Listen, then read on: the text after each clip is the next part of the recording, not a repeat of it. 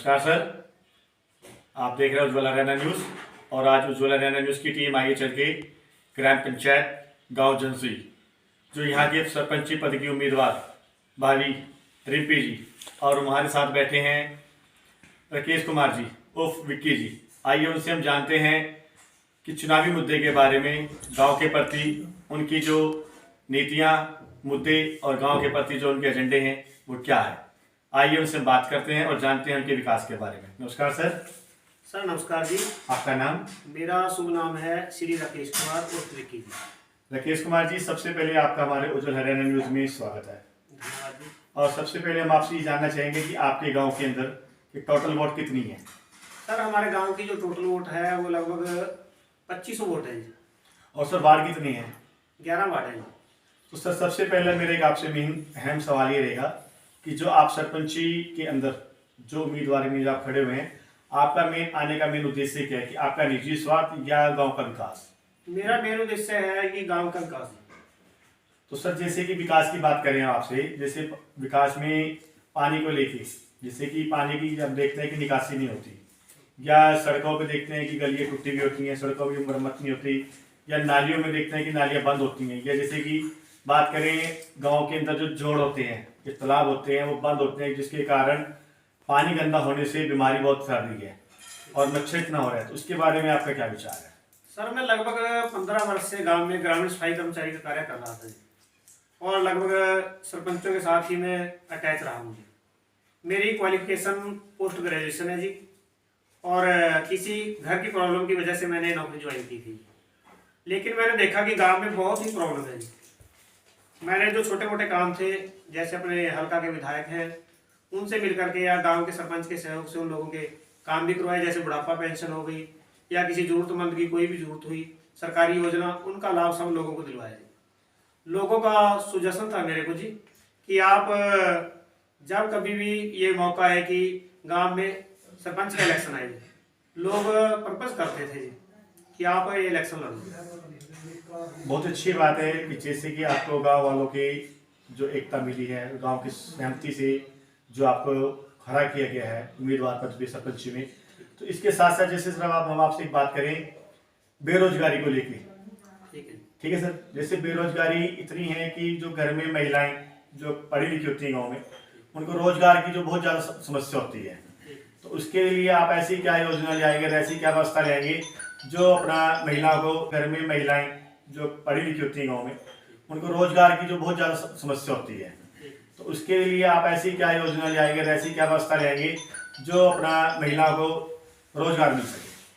Sir सरकार के द्वारा काफ़ी लेडीज़ के लिए योजनाएं चलाई जा रही हैं, और जिनका वास्तविकता में मुझे ज्ञान है।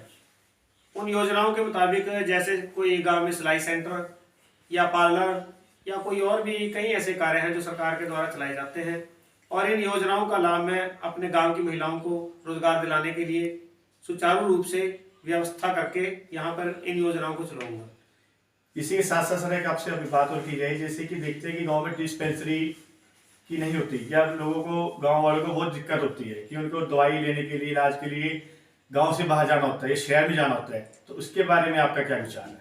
स्वास्थ्य के बारे में जो हमारा गाँव जनसुई है जी, यहाँ पर पहले से ही उप स्वास्थ्य केंद्र बना हुआ है जी।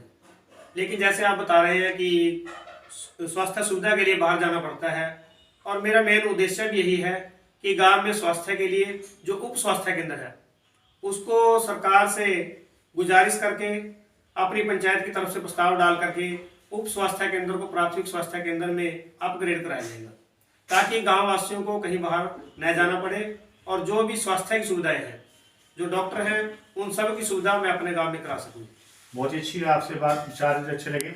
इसके साथ आपसे एक बात और जानना चाहेंगे, जैसे कि बात करें युवा को लेके, कि युवा आजकल नशे की तरफ ज़्यादा है, उसके बारे में आप क्या व्यवस्था करेंगे सर, जो नशा युवा छोड़ दे और अपना शरीर को सही रखने के लिए ऐसी क्या आप व्यवस्था लाएंगे जो उनका ध्यान उधर से हट के दूसरी तरफ रहे?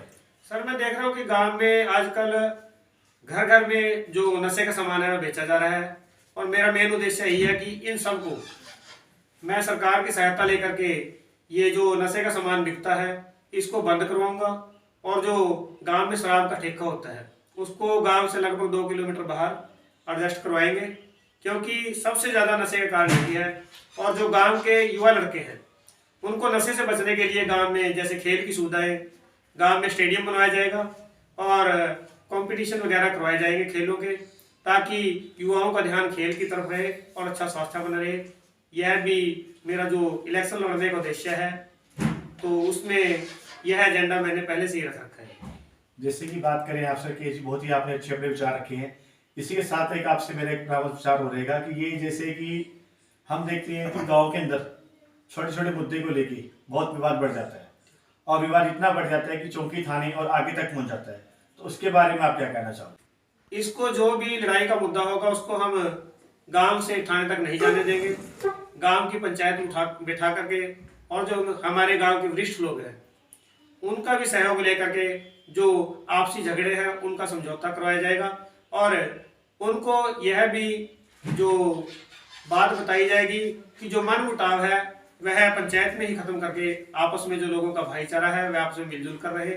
इसका प्रयास मैं अपनी पंचायत की तरफ से पूरा करूंगा। इसके साथ मेरा एक आपसे एक सवाल और रहेगा, जैसे कि हम देखते हैं कि जो महिलाएं, जो बुजुर्ग हैं, जो बच्चे हैं, जो सुबह शाम जो सैर करने के लिए, टहलने के लिए सड़कों पे निकलते हैं, गलियों में निकलते हैं, उनके लिए आप गाँव में ऐसी कौन सी व्यवस्था लाओगे ताकि उनको अच्छी बैठने में दिक्कत ना और बच्चों को खेलने के लिए व्यवस्था बनाई जाए? जैसे कि हमारे गांव में पहले से ही हर्बल पार्क बना हुआ है, लेकिन उसमें कुछ कमियां हैं, जैसे बैठने के लिए कुर्सियां और वहां पर लाइट वगैरह की भी व्यवस्था नहीं है और उसके अंदर जिम वगैरह, बैठने के लिए कुर्सियां। और जैसे कि आपको पता ही है कि कई बार शाम के समय जाते हैं, वहां पर अंधेरा होता है, वहां पर सोलर लाइट आदि का सिस्टम भी लगवाया जाएगा। और सबसे बड़ी जो समस्या है, गांव में हर्बल पार्क तो बन चुके हैं लेकिन उसमें कोई देख रेख के लिए माली या कोई कर्मचारी नहीं होता। यह मेरा मेन उद्देश्य होगा कि लगभग 2 व्यक्तियों को एक तो उसमें रोजगार मिल जाएगा और जो पार्क की सफाई की व्यवस्था है, देखरेख की व्यवस्था है, उन लोगों को सरकार की योजनाओं की तहत लगवा करके पार्क की व्यवस्था को बढ़िया बनाया जाएगा। इसी के साथ मेरे एक आपसे एक सवाल और रहेगा सर, जैसे कि 12 तारीख आने वाली है आपकी वोट के लिए, उसके प्रति आप अपने गाँव वालों को क्या कहना चाहोगे? मैं अपने गाँव वालों को जो 12 तारीख को सरपंच पद के लिए वोटिंग होने के लिए जा रही है, मैं तो उन सब से यही हाथ जोड़ करके प्रार्थना करूंगा कि वह मेरी योग्यता को देख करके, जैसे कि लगभग 15 सालों से मैंने लोगों के जो एक सफाई कर्मी के पद पे रह करके बहुत ही बढ़िया तरीके से काम करवाए हैं और अगर लोगों को वह कार्य पसंद है जिन्होंने मुझे इस पद पर आज सरपंची के इलेक्शन के लिए भेजा है, ताकि मैं उनसे प्रार्थना करता हूं कि आप सभी मुझे बढ़ चढ़ करके 12 तारीख को भारी मतों से सहयोग करें, ताकि मैं सरपंच पद के लिए विजयी हूं और गांव के लिए जो अच्छी सुविधाएं हैं, अच्छी व्यवस्था है, तो लोगों के जन समर्थन से उसको बहुत ही बढ़िया तरीके से गांव में कार्य करवा सकूंगी। आपका चुनाव चिन्ह? मेरा चुनाव चिन्ह नलका है और लिए जा रही है। मैं तो उन सब से यही हाथ जोड़ करके प्रार्थना करूंगा कि वह मेरी योग्यता को देख करके, जैसे कि लगभग 15 सालों से मैंने लोगों के जो एक सफाई कर्मी के पद पे रह करके बहुत ही बढ़िया तरीके से काम करवाए हैं और अगर लोगों को वह कार्य पसंद है जिन्होंने मुझे इस पद पर आज सरपंची के इलेक्शन के लिए भेजा है, ताकि मैं उनसे प्रार्थना करता हूं कि आप सभी मुझे बढ़ चढ़ करके 12 तारीख को भारी मतों से सहयोग करें, ताकि मैं सरपंच पद के लिए विजयी हूं और गांव के लिए जो अच्छी सुविधाएं हैं, अच्छी व्यवस्था है, तो लोगों के जन समर्थन से उसको बहुत ही बढ़िया तरीके से गांव में कार्य करवा सकूंगी। आपका चुनाव चिन्ह? मेरा चुनाव चिन्ह नलका है और नंबर 4 पे वो बटन होगा। तो सभी गांव के लोगों से प्रार्थना है कि चौथे नंबर पर जो चुनाव चिन्ह नलका है उसके सामने का बटन दबा करके भारी मतों से मुझे विजयी बनाएं। जैसे कि आज हम गांव जनसेवा में राकेश कुमार जी उर्फ विक्की जी से जैसे कि हमने उनसे बातचीत की है और जैसे कि उन्होंने अपने विचार रखे हैं गांव के प्रति, गांव के विकास के प्रति कि जो भी गांव में किसी भी तरीके की जो भी समस्या आ रहे हैं या जो विकास रुके हुए हैं वो पूरे करे जाएंगे और जो भी समस्या है वो मिल के बैठ के दूर करी जाएगी। इसी के साथ आप बने रहिए रजिस्टर सेवा के लिए। सब तक के लिए नमस्कार।